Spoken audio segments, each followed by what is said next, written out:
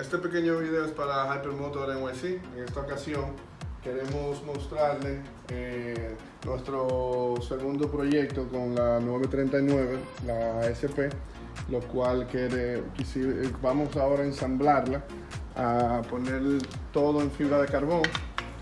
Como pueden ver, todas las piezas en fibra de carbón.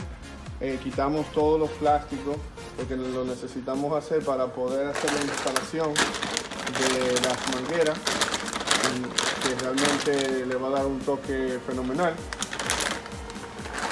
También tenemos aquí, esto es marca CRG, para tapar los huecos del chasis. En este momento vamos por esta fase.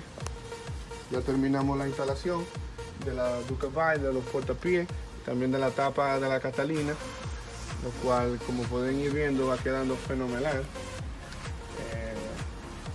Vamos a poder dar la vuelta y ver de este lado. Todo va quedando excelente, todos sus accesorios. Elegimos, como siempre, la HC Project entera, como lo había podido mostrar en el video anterior con respecto a este motor, con lo cual pueden escuchar el sonido.